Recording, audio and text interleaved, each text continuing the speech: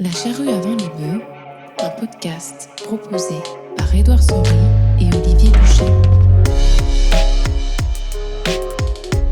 Salut à toutes et à tous, on se retrouve cette semaine pour le dernier volet de cette trilogie sur l'agriculture, l'économie et le monde politique.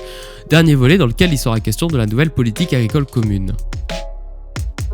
La charrue avant les bœufs revient après les fêtes en 2022, avec le retour du rythme de sortie d'un épisode par mois. Alors pour n'en manquer aucun, suivez-nous sur les réseaux sociaux, les liens sont dans la description.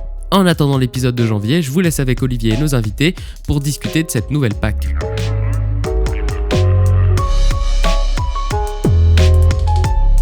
Je fais tout mon jardin sans produits chimiques aucun. Ils abandonneront un peu la monoculture d'aujourd'hui. L'agriculture en Europe, elle est essentiellement industrielle. Pétrole pour labourer, pétrole pour les produits chimiques.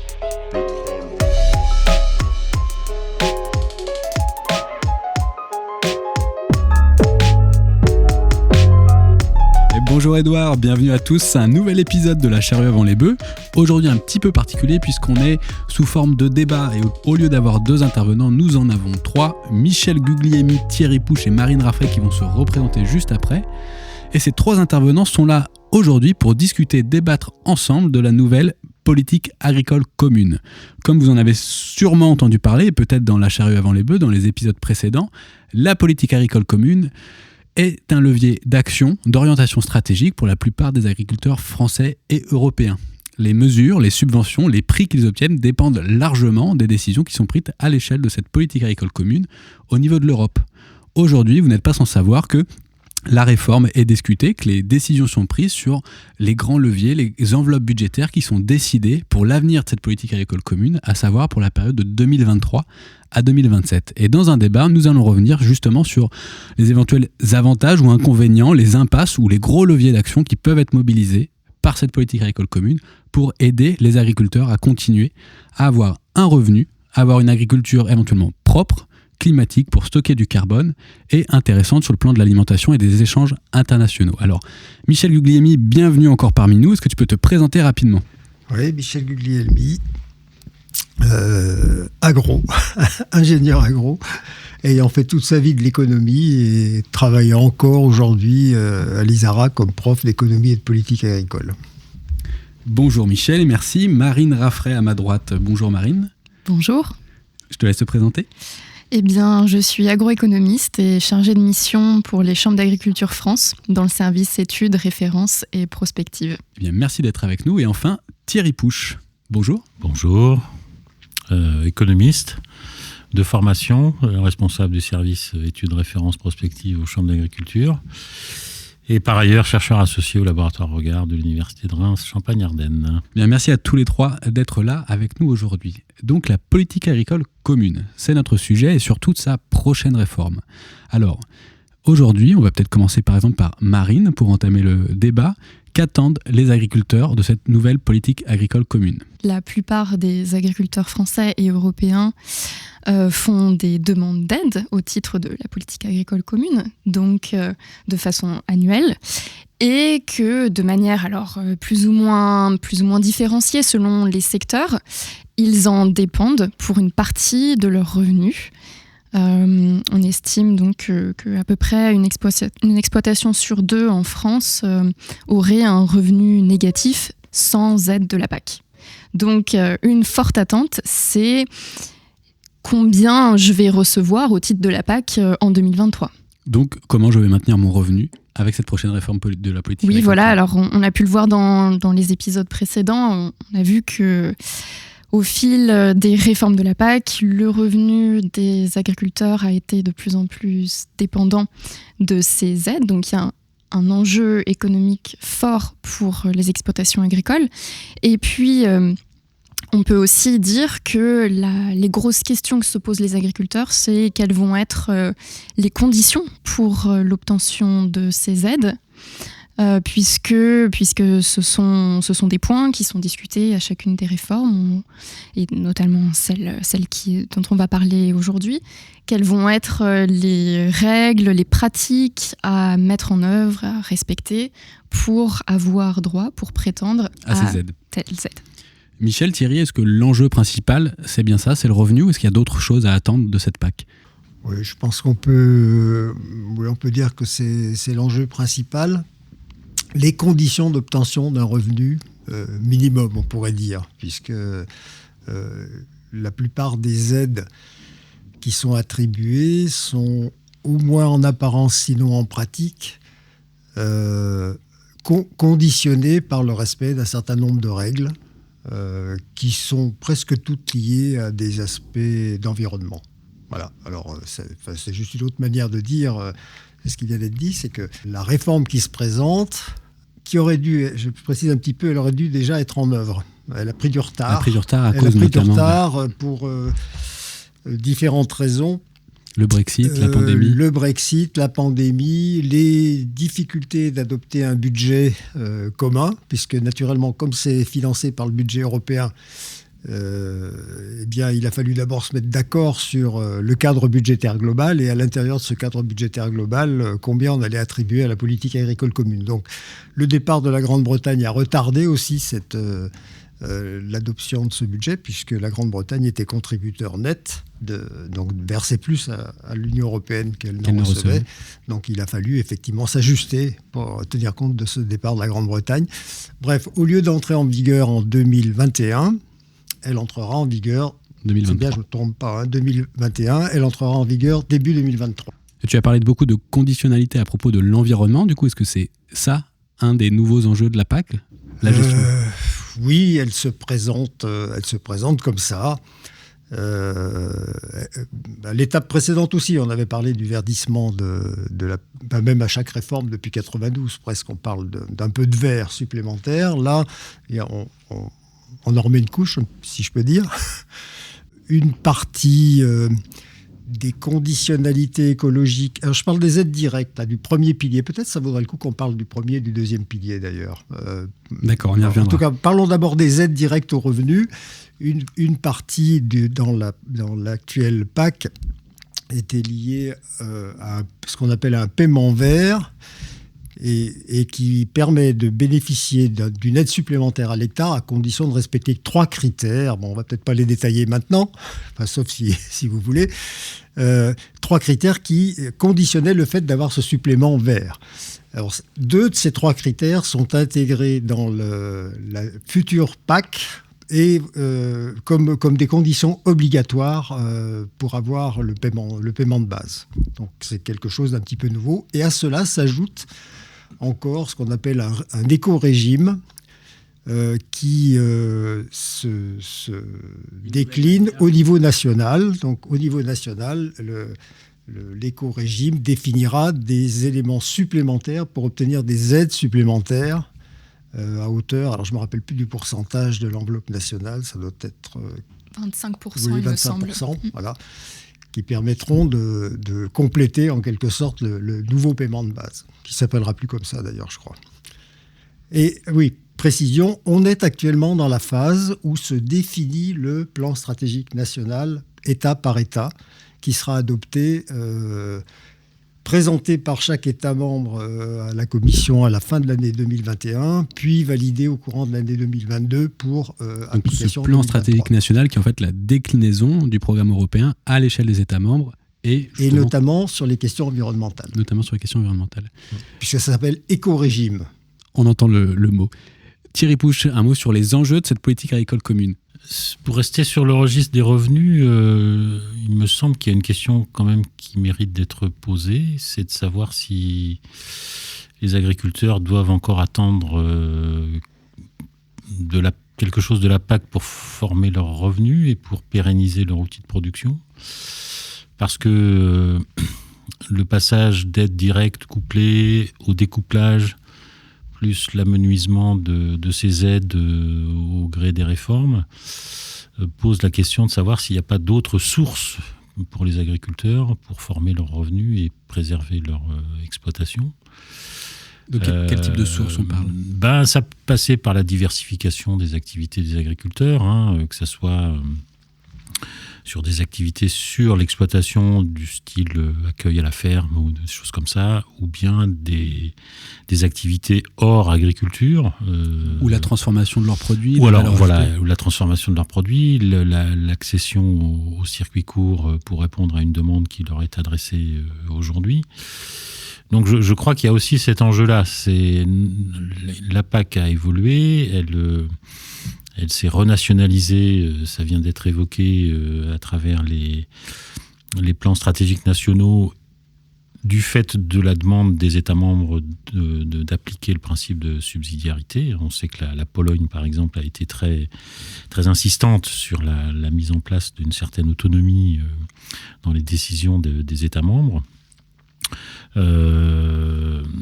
En plus, il va y avoir effectivement du retard, 2 ans, et on ne prolonge pas d'autant, d'après ce que j'ai compris, la période de la PAC, donc ça va s'arrêter comme prévu en 2027. Il me semble que les plans stratégiques nationaux, une fois qu'ils vont être validés par la Commission, vont faire l'objet annuellement d'un examen par la Commission pour essayer de les ajuster en fonction des impératifs qui ont été mis en place par la Commission européenne. Et puis, probablement qu'il y aura un bilan à mi-parcours de cette réforme. Donc, on va avoir une réforme qui, au lieu de durer 6 ans, va durer 4 ans, avec à chaque fois des étapes de plus en plus rapprochées qui vont probablement obscurcir l'horizon de décision économique des agriculteurs. Et c'est pour ça que je disais que certains d'entre eux ont d'ores et déjà réfléchi, de par les réformes précédentes, mais encore plus avec celles qui s'annoncent en 2023, réfléchir à des sources nouvelles de revenus pour essayer de garder la tête hors de l'eau, puisque ça a été rappelé tout à l'heure, si on supprime les aides, on risque de fragiliser une exploitation sur 2 qui aurait un revenu négatif. Donc voilà. Alors 2 questions sur lesquelles j'aimerais vous entendre. Est-ce que, avec cet examen annuel dont tu parles, Thierry, sur le plan stratégique national, est-ce qu'il y a dans l'idée, ou quelle est la meilleure manière de faire? Est-ce qu'on est dans l'évaluation de ce qui est fait et des pratiques agriculteurs? Est-ce qu'il s'agit d'avoir des mesures fortement contraignantes, voire des amendes, voire une stratégie un peu punitive? Ou est-ce qu'on est plus dans des logiques d'incitation aux agriculteurs? Qu'est-ce qui aujourd'hui peut marcher? Et deuxième question, sur cette diversification des sources de revenus et justement trouver de l'oxygène par rapport à cette PAC, qu'est-ce qui fait qu'un agriculteur aujourd'hui il peut trouver ces nouvelles formes de revenus? Est-ce qu'il y a besoin d'un capital initial pour investir dans un atelier de transformation, dans sa présence dans un circuit court? Ou est-ce que c'est une niche réservée à des gens sur le bon territoire, avec le bon pouvoir d'achat, avec les bonnes cultures? Est-ce que c'est facile de diversifier ses sources de revenus? Et est-ce que mon revenu risque d'être amendé ou incité en fonction de mes bonnes pratiques liées aux exigences et aux éco-régimes, par exemple, de la PAC? Est-ce que je risque le bâton ou la carotte? Je ne pense pas qu'on risque beaucoup le bâton.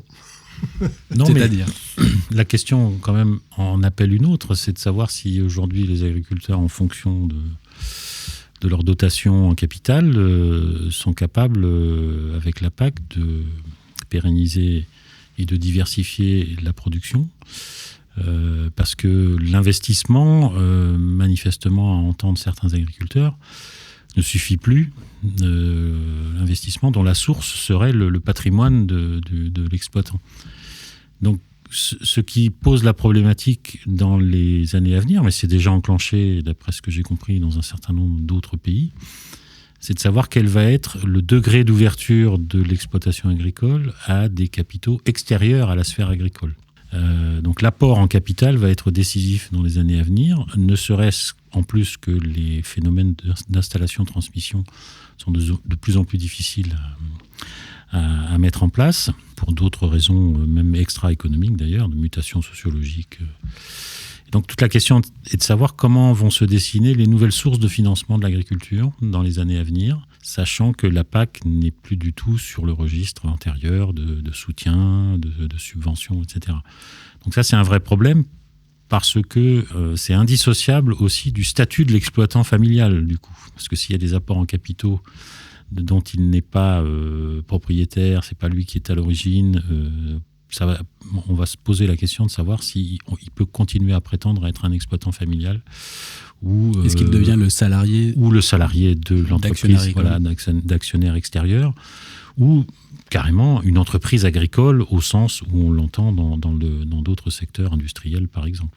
Si je peux me permettre, il y a un travail qui a été fait par François Purseigle. Il me semble qu'il a fait, c'est lui, il me semble bien, un travail sur l'agriculture de firme. Bon, alors l'agriculture de firme, ça rejoint ce que vient de dire Thierry. C'est une agriculture qui n'est plus trop en rapport avec l'exploitation familiale. Ça peut être des gérants positionnés n'importe où qui commandent des entreprises de travaux agricoles à la demande d'agriculteurs qui sont encore propriétaires ou fermiers mais qui cultivent plus eux-mêmes. Ça peut être des entreprises qui ont plusieurs établissements, y compris pas tous dans le même pays. Et moi, ce que j'avais retenu de son travail, qui doit dater déjà 3-4 ans peut-être par là, c'est que en fait cette agriculture de firme était relativement peu visible dans les statistiques parce que elle rentre pas bien dans les classifications habituelles de l'appareil statistique du ministère de l'Agriculture, mais qu'elle était quand même loin d'être négligeable. Voilà. Alors, je ne sais pas si on peut la mesurer mieux que ce que je viens de dire là ou que ce qu'il a fait lui, mais en tout cas, elle existe, cette agriculture de firme. Il y a, pour une part, des capitaux qui s'investissent dans l'agriculture. Alors, évidemment, pas dans n'importe quelle activité, pas partout, mais je crois que c'est une évolution possible des exploitations, enfin de la production agricole. Et puis, alors, est-ce que c'est quelque chose justement qui trouve une certaine forme d'indépendance par rapport à la PAC ou qui s'en sert comme tremplin ? Alors, personne ne néglige les aides de la PAC. D'accord. Quoi qu'il arrive. Toute source de financement est bonne. Même ceux qui sont peu favorables au fait d'être rémunérés en grande partie par de l'argent public s'en servent. Enfin, les demandes. Les réticents aux demandes de subventions sont très peu nombreux. Donc oui, ces entreprises demandent aussi les aides de la PAC si elles y ont droit. Mais c'est pas l'élément majeur. Voilà. Et puis, je voulais rajouter une petite chose par rapport à une des questions que tu as posées sur les territoires. Ce qu'on a dit sur les circuits courts, un rapprochement de la production et de la consommation, c'est vrai que les conditions pour accéder à ce type de valorisation de la production agricole ne sont pas les mêmes partout sur le territoire français. C'est plus facile quand on est dans les monts du Lyonnais, en Rhône-Alpes, à proximité d'une population quand même relativement aisée, déjà urbaine, d'une population et ensuite à laquelle on peut accéder assez facilement. Donc c'est vrai que les formes que trouvent les agriculteurs pour échapper un petit peu à la dictature des prix bas et à la dépendance aux subventions sont souvent liées à leur positionnement et à leur capacité à saisir les opportunités. Mais c'est assez étonnant quand même de voir, y compris dans des territoires qui sont plus éloignés des centres urbains, des formes de commercialisation à distance qui ont commencé à naître, y compris, j'avais été surpris de l'ampleur que prenaient certains élevages bovins, comme ça, de vente et de livraison de caissettes de viande, y compris dans la région parisienne. C'est assez... Alors, c'est pas très important en nombre, mais quand même, il y a des efforts... il y a une créativité. Il y a une tentative, en tout cas, d'échapper à la fois au prix trop bas et à la fois à la prégnance des subventions. Alors, ceci dit, ça répond pas complètement à la question qui est très importante, c'est quel capital on dispose pour faire ça.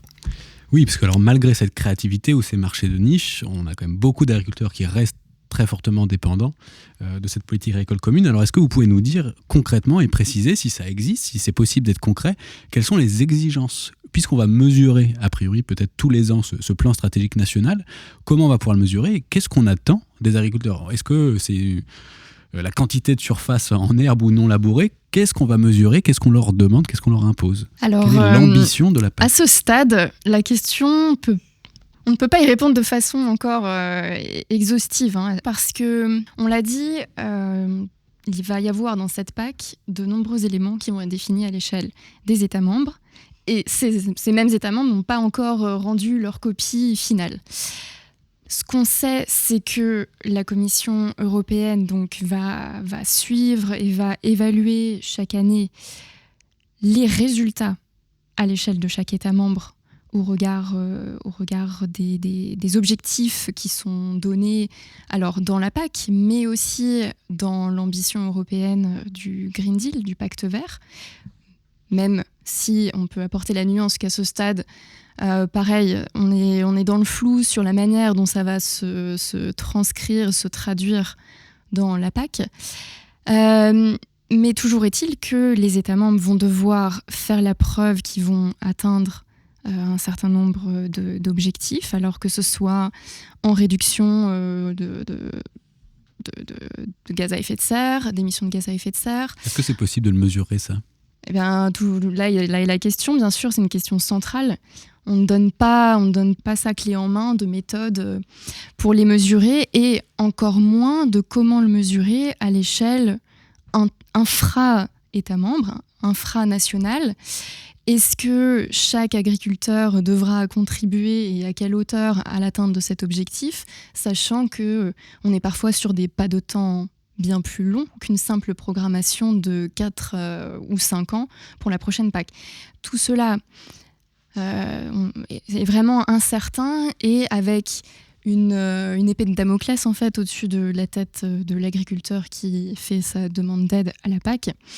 Donc il est vrai que pour aiguiller, orienter les choix des agriculteurs pour les prochaines années, on n'est pas dans une situation très confortable. Michel, oui, tu veux rajouter quelque chose ?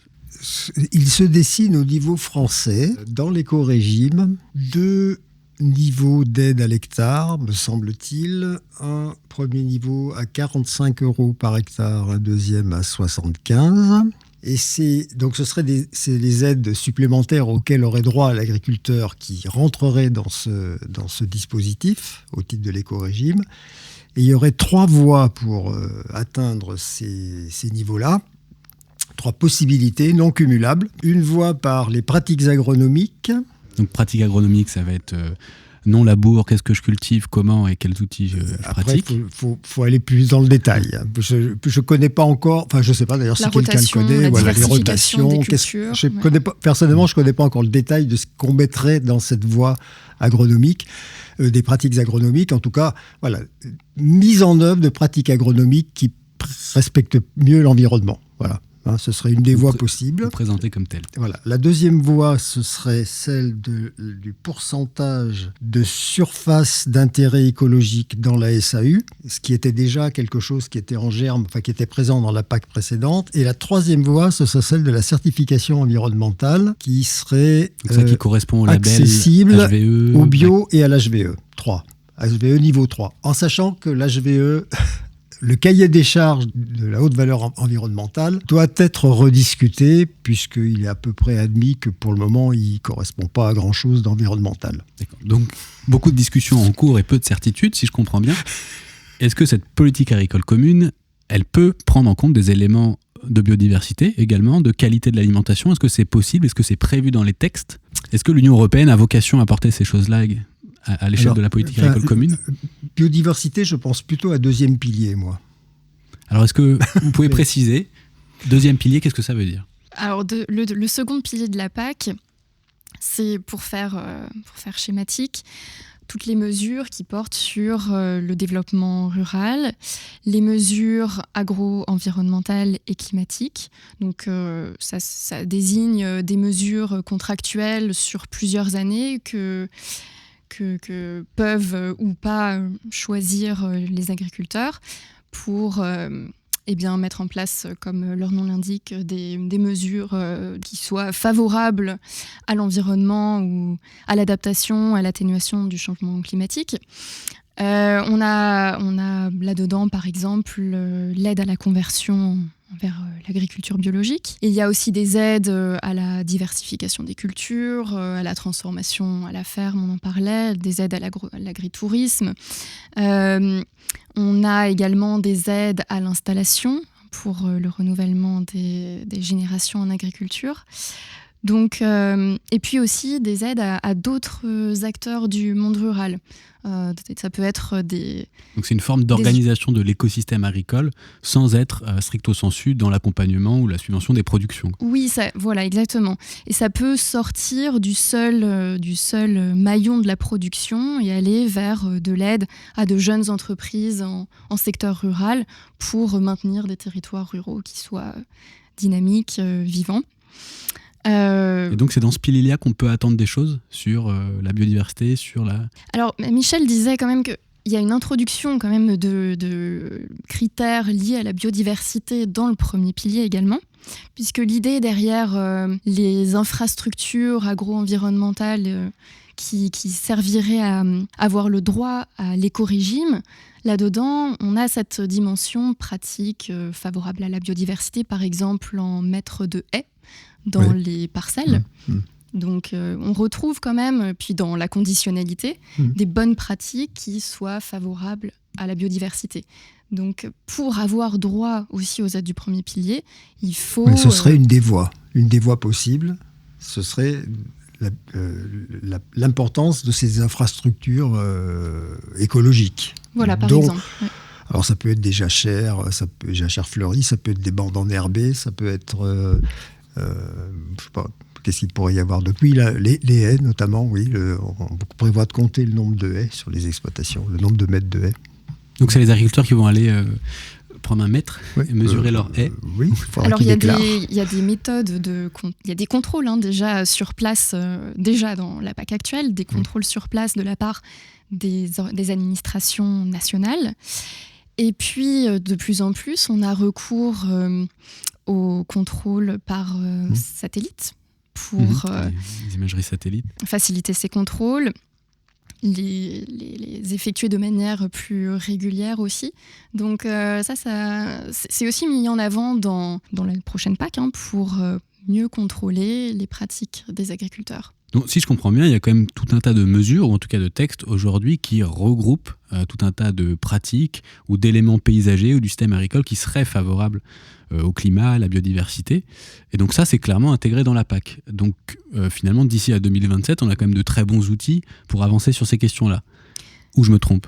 Alors par contre, je dirais qu'on peut peut-être souligner qu'il y a un manque ou un flou sur le lien entre mesures de la PAC, les résultats qui pourront être mesurés et observés sur les exploitations et aussi, au dernier échelon, les résultats, l'atteinte des objectifs à l'échelle de chaque État membre, puis à l'échelle de l'Union européenne. Comment le lien va être fait entre tout cela ?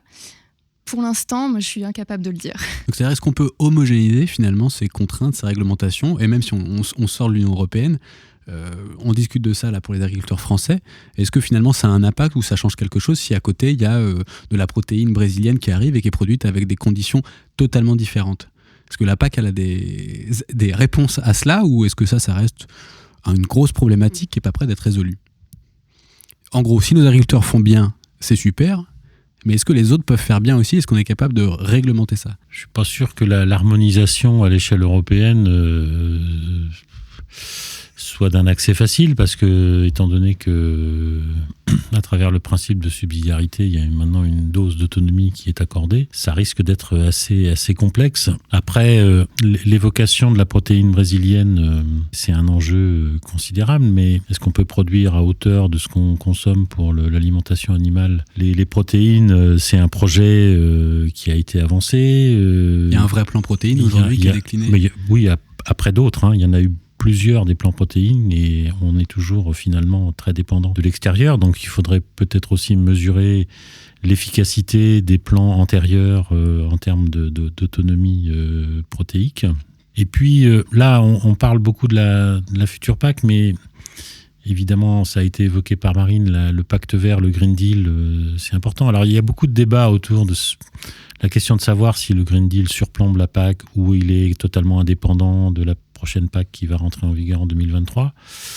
Mais pour rebondir sur ce qui a été dit, et finalement on n'a pas insisté sur les systèmes alimentaires durables, c'est contenu dans le Green Deal justement, notamment dans son volet de la ferme à la fourchette.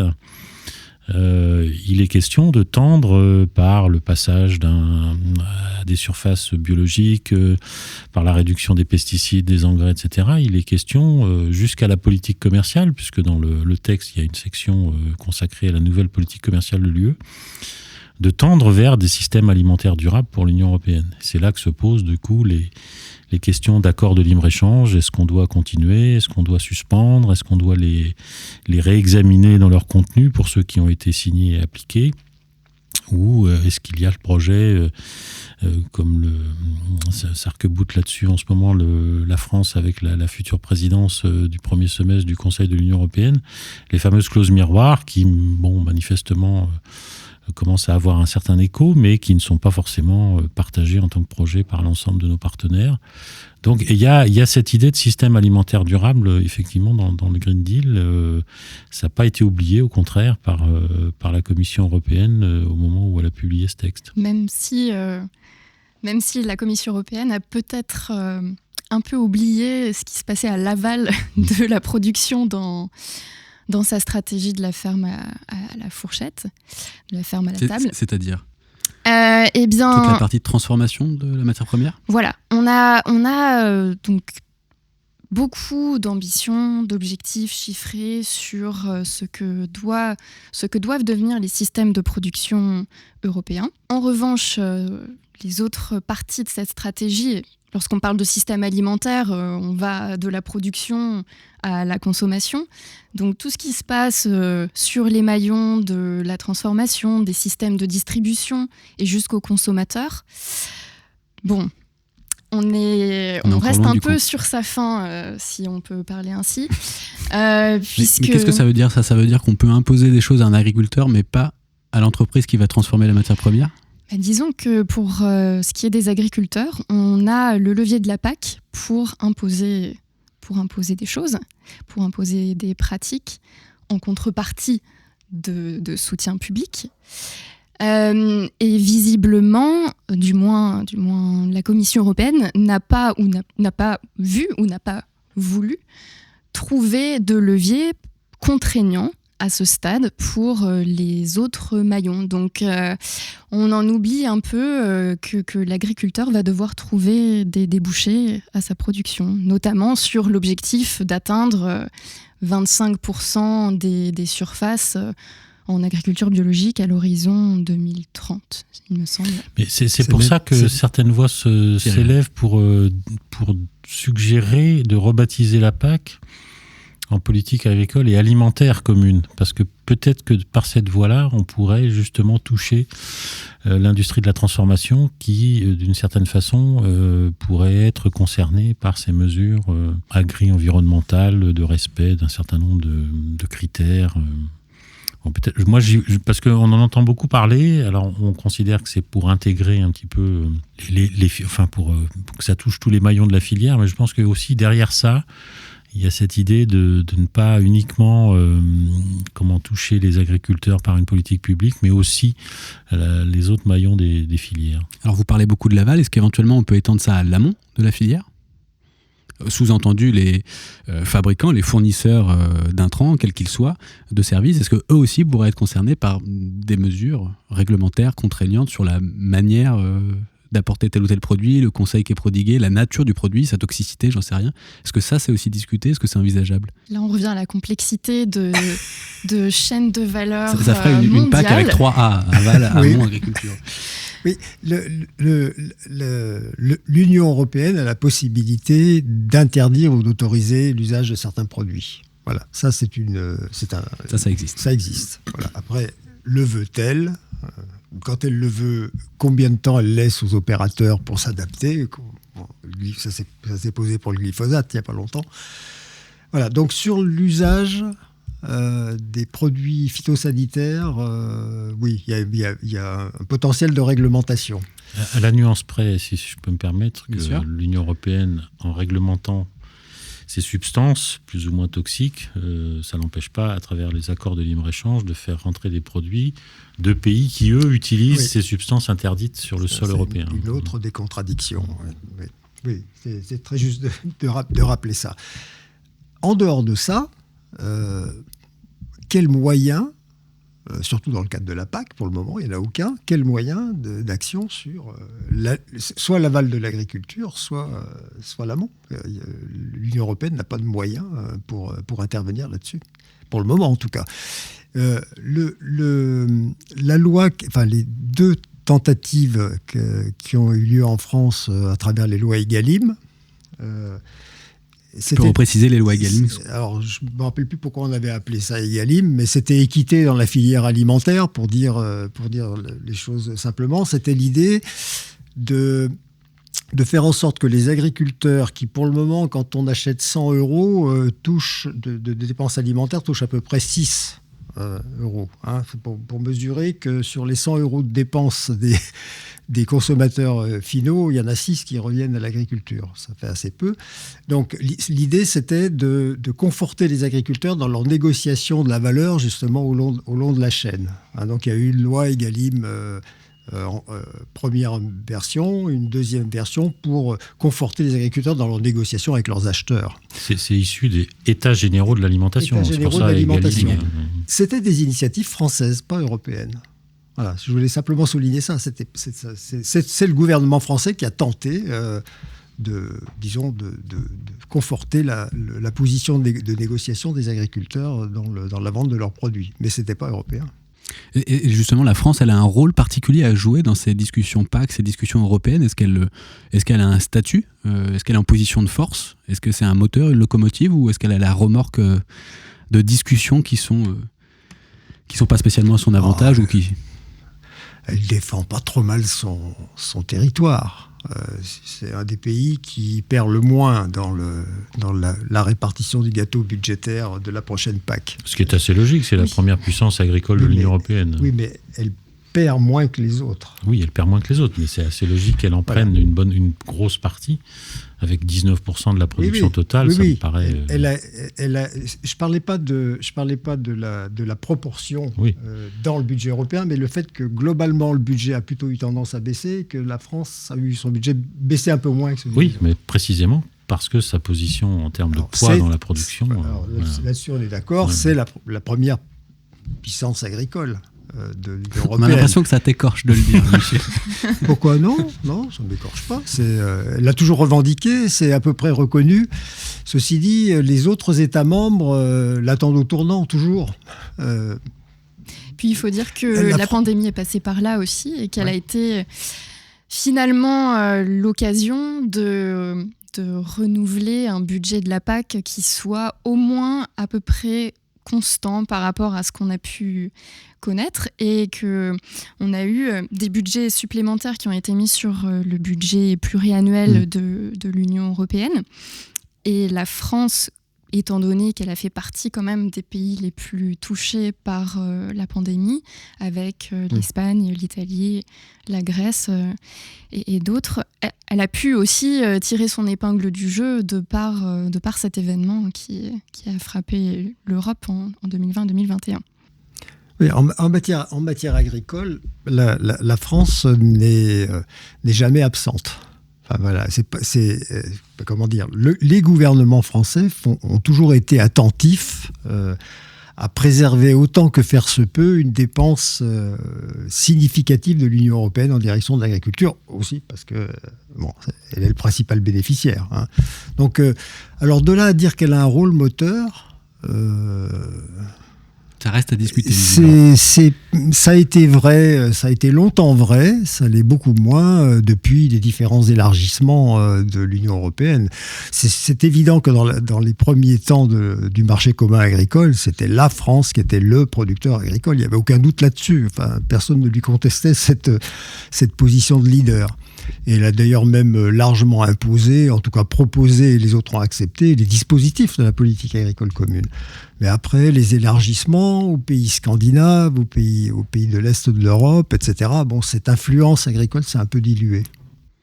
D'accord. Et alors, est-ce que les agriculteurs français aujourd'hui peuvent attendre de la PAC des réglementations ou une intervention vis-à-vis de ce problème qui est la réglementation et l'intervention à l'extérieur de la zone d'influence de la PAC, c'est-à-dire à l'international? Vous parliez d'entrée de produits avec utilisation de pesticides, d'entrée de produits faits dans des conditions différentes. Est-ce que les agriculteurs ont raison d'attendre des choses de la PAC ou est-ce que ça, c'est complètement en dehors de son périmètre d'action? C'est pas la PAC qui détermine ça, me semble-t-il, mais en Non, tout cas, c'est la direction, la direction DG Trade, voilà, la direction du commerce. Ouais, qui n'intervient pas donc dans ces discussions pour la PAC. Non, et d'ailleurs, il y a parfois des clivages entre la DG Agri et la DG Commerce à ce sujet, justement. Même si, avec la pandémie, il y a déjà des choses qui ont un peu évolué. Il y a déjà, avant, les agriculteurs étaient toujours assez attentifs au contenu des accords qui étaient négociés. Avec la pandémie, ça s'est accentué. Beaucoup de voix se sont élevées pour que le Mercosur, l'accord, ne soit pas ratifié. Donc Mercosur qui concerne essentiellement l'Amérique du Sud. Oui, 4 pays seulement, l'Argentine, le Paraguay, l'Uruguay et le Brésil, puisque le Venezuela, qui en faisait partie, a été écarté pour des raisons politiques. Donc là, sur la question strictement agricole, les agriculteurs sont quand même très attentifs, et notamment dans le secteur de l'élevage. Ça l'est un peu moins du côté de la viticulture, évidemment, ou des produits laitiers, parce qu'il y a une force, il y a des intérêts très offensifs sur ces domaines-là. Mais avec la pandémie, plus les dimensions un peu géopolitiques, puisque l'affaire des sous-marins français avec l'Australie a entraîné une suspension de la négociation commerciale avec l'Océanie. Donc les sous-marins français qui auraient dû être achetés par l'Australie, finalement ça ne se fait pas. Voilà, ça ne se fait pas, et l'Europe a décidé de suspendre temporairement cette négociation avec l'Australie et la Nouvelle-Zélande qui était enclenchée depuis quelques années déjà. Et alors voilà une perspective qui aurait été très préjudiciable pour le lait avec la Nouvelle-Zélande, pour la viande ovine évidemment, y compris même sur le blé avec l'Australie. Ça aurait pu être une source de risque économique. Donc on va essayer de voir comment vont évoluer les choses, parce que avec la présidence française, est-ce qu'elle va faire passer finalement et faire admettre par ses partenaires ces fameuses clauses miroirs? Est-ce que Donc juste les clauses miroirs, c'est le fait d'imposer aux produits qui rentrent le même niveau de contraintes que ceux qu'on impose chez nous. De normes, notamment environnementales, que ce qu'on impose sur le sol européen. Et voir si les prochaines négociations vont continuer ou est-ce qu'elles vont être suspendues.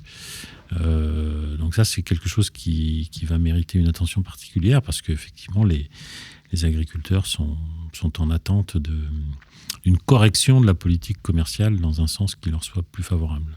Moi, j'ai envie de dire, même ils sont légitimes pour le demander. Et quelle représentation ils ont? Est-ce que c'est les agriculteurs qui vont à la porte du gouvernement demander? Alors, est-ce qu'ils sont représentés?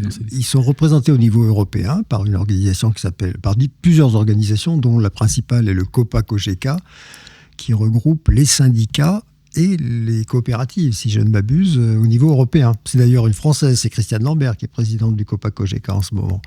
Et oui, le COPA-COGECA, il ne fait pas la pluie et le beau temps à Bruxelles, mais il a de l'influence. Et honnêtement,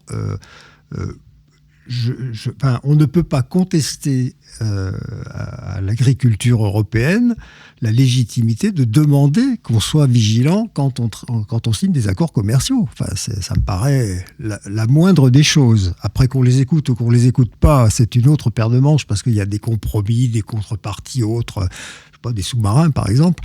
Mais en tout cas, il y a une légitimité claire de la profession agricole et de ses représentants à demander ça. Ce sont les États qui donnent mandat à la Commission pour négocier en leur nom. Donc effectivement, si les agriculteurs peuvent se faire entendre de leur propre État, de leur propre gouvernement, pour qu'il y ait un relais ensuite pour la Commission qui négocie au nom des 27, ça serait déjà une bonne chose.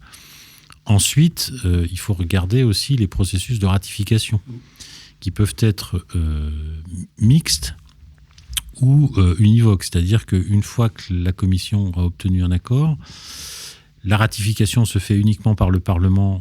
Donc ça, c'est la solution la plus rapide.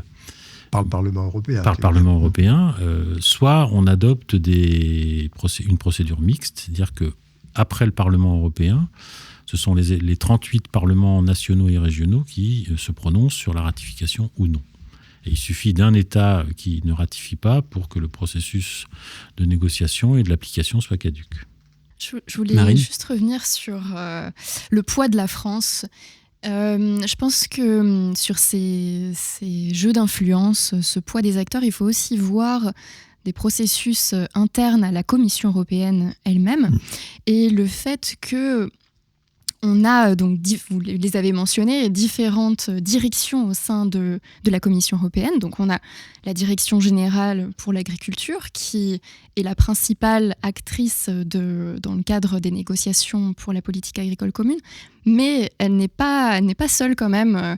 Et les DG commerce et DG santé sont aussi, et puis d'autres, sont aussi dans le cycle de négociation, alors de manière peut-être de second plan, mais néanmoins influente, et on a pu le voir quand même dans le processus actuel, et notamment avec le pacte vert et avec la sortie de cette stratégie de la ferme à la table, où au final, la DG Agri de la Commission européenne a été peu impliquée dans la rédaction. Il me semble que c'était plutôt du côté de la Direction générale de la santé, ce qui explique aussi, pour partie en tout cas, le contenu de cette stratégie.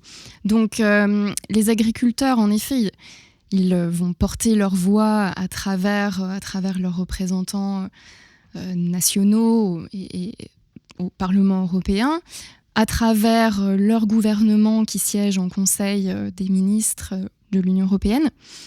Mais il y a aussi à prendre en compte ces jeux d'influence au sein de la Commission européenne. Et puis on parlait de la concurrence externe avec d'autres agricultures à l'échelle mondiale, mais il y a quand même quelque chose sur lequel la PAC là aurait pu agir, et on peut dire qu'elle n'a pas rempli l'objectif, c'était sur la concurrence intra-européenne et le fait d'avoir un certain niveau d'harmonisation, notamment en termes sociaux, fiscaux. Alors, pas que la PAC, là-dedans, d'autres politiques européennes auraient pu mettre à niveau aligner certaines conditions de production qui peuvent ensuite engendrer des différences en matière de compétitivité entre les États membres. Et pour le coup, là, le contrat n'a pas été rempli. Mais c'est ça le drame. Marine a souligné des choses extrêmement importantes. C'est qu'au gré des élargissements, l'Union européenne est devenue un espace de rivalité commerciale, alors que justement au départ, il y avait une dimension communauté, avec des règlements sur la PAC, il y avait l'unicité du prix par exemple. Il y avait l'idée de faire société ensemble. Voilà, exactement. Et d'être complémentaires. Voilà, tout à fait. Et au gré des élargissements, plus l'évolution de la doctrine de la Commission et de la doctrine économique de la Commission européenne, on a vu cet espace devenir de plus en plus rivalitaire, avec les problèmes que ça pose aujourd'hui de différenciation, alors fiscale, salariale, jusqu'aux réglementations qui ne sont pas appliquées de la même façon d'un pays à l'autre. Une question avant de vous demander de conclure, est-ce qu'il n'y a pas une forme de schizophrénie aujourd'hui, clairement, dans nos discours politiques, dans les programmes politiques, dans les visions qui sont portées, on entend souveraineté alimentaire, on entend Made in France, on entend relocalisation, on entend cette forme d'autonomie-là, et en même temps on nous dit effectivement, de toute façon aussi les enjeux commerciaux de la France vont être d'aller vendre des sous-marins à l'Australie, et donc de laisser aussi des produits australiens rentrer. Est-ce qu'il y a un paradoxe, une schizophrénie qui est insoluble, ou est-ce que au contraire, on a un chemin à préférer là-dedans et à choisir plutôt la souveraineté ou plutôt l'échange avec l'autre, plutôt la guerre commerciale à l'extérieur? Est-ce qu'il y a des choix qui peuvent être faits dans ces deux directions ou pas du tout? Au niveau même de la France, mettons, et au niveau de la PAC, on a déjà des objectifs qui peuvent être, que ce soit via la PAC ou via les lois issues de ces états généraux de l'alimentation qu'on a mentionnés, des objectifs qui peuvent paraître contradictoires dans les mesures et les leviers qui ont été activés pour les atteindre. Que ce soit sur la protection des revenus des agriculteurs. Je tiens à préciser que cette contradiction, aujourd'hui, elle est vécue comme un manque direction, d'orientation, de vision. C'est ça qui me semble être ressenti à la base. Oui, ça demande clarification, mais les législateurs, voilà, la France peut se mettre là-dedans, ont cherché à atteindre donc un certain niveau de revenus pour les agriculteurs, tout en maintenant des prix qui soient accessibles aux consommateurs et tout en préservant un tissu industriel et un tissu de distribution de la production et des biens alimentaires qui soient compétitifs, notamment à l'international. C'est quand même quelque chose, de schizophrène, comme tu l'as dit. Donc, et au final, oui, sur ces 3 tableaux, des résultats fort mitigés, puisque, force est de constater, donc on enchaîne les lois, puisqu'on a eu une loi en 2017 en France pour avoir des prix qui soient plus rémunérateurs, ou du moins une répartition de la valeur ajoutée qui soit plus équitable au sein de la chaîne alimentaire, et on a refait une là en 2021 comme d'habitude, avec peut-être 2 ans de mise en œuvre pour la première, pour essayer de rétablir les choses. Donc oui, force est de constater que ça ne fonctionne pas. Il y a des jeux d'intérêt, courant contre-courant, et aujourd'hui la politique qu'on vit, c'est plutôt de maintenir un jeu de tension dans un équilibre supportable. C'est ça. Alors Michel, Thierry, votre analyse, votre inspiration finale pour la PAC? S'il s'agit pour rebondir juste sur la dernière proposition que tu fais, la proposition de formulation, moi ce que je ressens, c'est que tant bien que mal, les institutions européennes et les gouvernements tentent de maintenir le fragile équilibre sans qu'il y ait trop de dégâts et trop de révoltes populaires. Voilà, j'ai plutôt l'impression que c'est ça qui dicte l'essentiel des décisions qui sont prises. Pour reprendre ce problème fondamental qui est celui de la rémunération des agriculteurs. La rémunération des agriculteurs est trop basse. Et en même temps, pour nourrir la population et la nourrir avec des produits de qualité, il faudrait que les prix des produits alimentaires soient plus élevés, ce qui rendrait encore plus inaccessible des produits de qualité à la partie la plus pauvre de la population. Comment est-ce qu'on fait pour trouver cet équilibre-là entre des prix trop bas pour les agriculteurs, en tout cas pour les produits de base, soit pour les produits standards, et puis donc la nécessité de leur accorder des subventions pour qu'ils vivent quand même, des prix qu'il faudrait payer plus cher l'alimentation pour que les agriculteurs puissent intégrer un certain nombre d'exigences de qualité et de respect de l'environnement, et en même temps, on a une partie de la population qui ne peut pas payer ça. Alors comment est-ce qu'on fait pour mettre tout ça en harmonie, quand en plus on est l'agriculture française en concurrence avec l'agriculture roumaine, avec l'agriculture allemande, avec l'agriculture de Pologne et avec l'agriculture australienne et néo-zélandaise. Donc moi j'ai un peu l'impression d'un bricolage permanent où des visions un peu court-termistes, pourvu que ça pète pas. Très bien. Mais ça reste ton analyse, donc pourvu que ça pète pas. Finalement, c'est une bonne manière peut-être de comprendre ce qui se passe aujourd'hui, pourvu que ça pète pas. Tirer une conclusion sur cette PAC, sur cette nouvelle réforme? Je vais rebondir sur ce que vient de dire Michel, parce qu'effectivement, on a l'impression que l'Europe s'est construite et avance à coup de crise, de compromis et de solutions de dernière minute qui est trouvée et qui satisfait bon an, mal an les États membres. Donc les États membres tiennent énormément, il y en a un qui est quand même sorti, à cette Union européenne, mais faire fonctionner des institutions comme ça par défaut, en fait, moi je m'interroge sur la durabilité de ce type de fonctionnement. Et ce qui ouvre la voie du coup à une réflexion que manifestement personne ne veut engager sur la remise à plat totale de la construction européenne. Comment fait-on ? Alors il y a quelques fenêtres de tir qui ont été mis en place. Là, il y a eu le plan de relance européen. Mettre en place un plan de relance, ça n'a pas été si simple avec les réticences d'un certain nombre de partenaires. C'est un grand événement. Oui, absolument. Oui. Que l'Union européenne accepte de s'endetter alors qu'on a quand même des États membres comme l'Allemagne ou les Pays-Bas qui voyait d'un mauvais œil dans le passé les endettements d'un certain nombre d'États du Sud notamment. Donc c'est déjà une première chose. Et puis à une échelon peut-être un peu plus restreinte, mais qui est quand même assez importante, c'est la zone euro.